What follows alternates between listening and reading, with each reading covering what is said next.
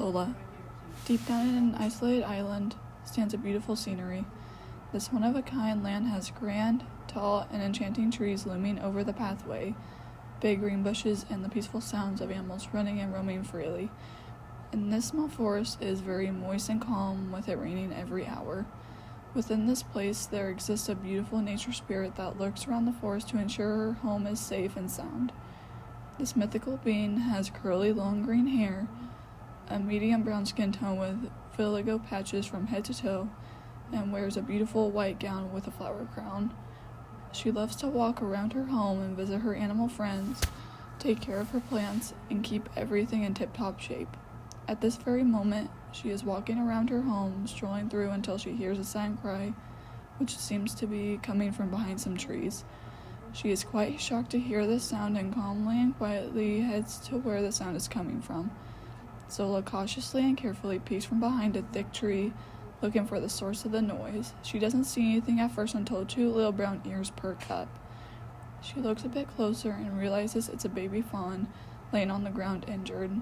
At first, she doesn't seem too worried until she sees that the baby fawn has a bit of blood on its leg, which causes Zola to feel sick to her stomach and saddened, wondering how this may have happened.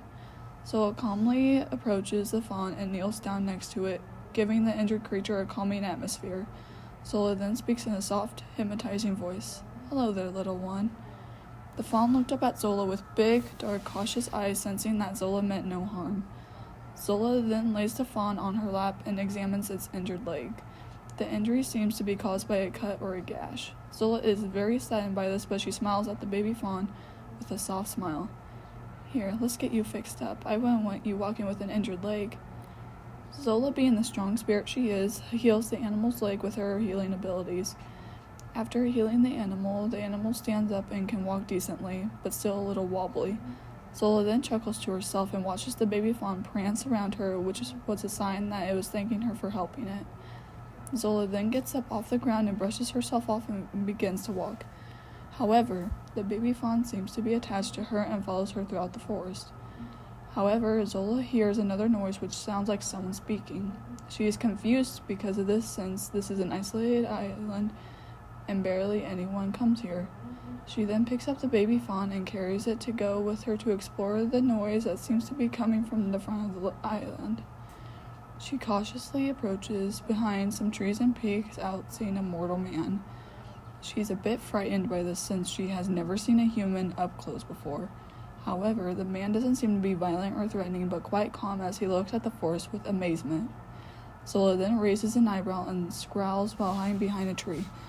What is a mortal human doing here? This place is too dangerous for a human.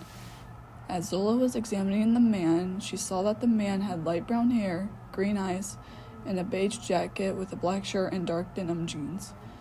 All of a sudden, the baby fawn jumped out of Zola's arms and ran to the man with a playful attitude. The baby fawn seems to know this person, but how? The man then chuckles and kneels down to pet the fawn on the head gently. "Hey there, buddy, is your leg feeling better?" The fawn then shows its leg to the man and it seems to be healed, which makes the man raise his eyebrows in surprise. "Wow, that's weird. Last time I saw you, your leg was hurt." The man shrugs it off, at least happy to know that the animal is not injured anymore. Zola seems puzzled as she stares at the fawn and the man playing. The baby fawn then looks towards the trees as it sees Zola and wants to meet her human friend. Zola is very hesitant as she has never seen a human before and stays put. The man looks towards the trees and sees two glowing blank eyes. The man stares for a moment and he stares in amazement. The baby fawn grabs the man's sleeve with its mouth and brings him to greet Zola. Zola then freezes as the man stands right in front of her eyes. Zola is super silent and does not speak, frightened and shocked. The man stands in front of Zola, obviously in awe, and searches her up in his book. The man then looks up at her and speaks in a stuttering voice. You're Zola, aren't you?" Zola seems surprised that this man knows her name. The man then shows her his book and points to her picture and description. "This book is about mythical beings, and I've had it for a long time and decided to explore." Zola looks at the man with a shocked expression, but then softens. Zola speaks in a soft voice. "There's a book on me?" Since Zola stays on her land, she doesn't know much about the outside world. The man then smiles at her and speaks in an enthusiastic tone. "Yeah, It's a whole book on mythical spirits and beings. Zola seems relieved that the man means no harm, which gives her a sense of closure. Well, that's quite interesting, Zola said with a bright smile. The man nods and reaches out his hand to Zola, wanting to greet her normally. Oh, where are my manners? I'm Oliver. It's really cool to meet a spirit. Oliver smiles brightly and excitedly while waiting for Zola to shake his hand. After some hesitation, Zola finally shakes Oliver's hand gently and smiles softly. That's all right. It's an honor to meet you, Oliver. Zola says this with a calm and monotone voice while shaking the man's hand. Both of them let go of each other's hand, and there is a long silence until Zola tilts her head and has a puzzled expression. I really don't mind you being here, Oliver, but why are you here? What is your purpose? Zola asks, still confused. Oliver didn't seem to mind this question as he just shrugs. I'm actually an explorer. It's basically where someone likes going to different places and finds new things to see and do. I saw this land and thought I'd see what it has in store, Oliver says with a grin and kind expression. Zola grins, a little flattered by Oliver's words. Oh, I see. Well, in that case, I don't mind you being here and you are free to explore, Zola says with a soft voice and graceful smile. Oliver seems happy with her response, feeling much more comfortable in her presence.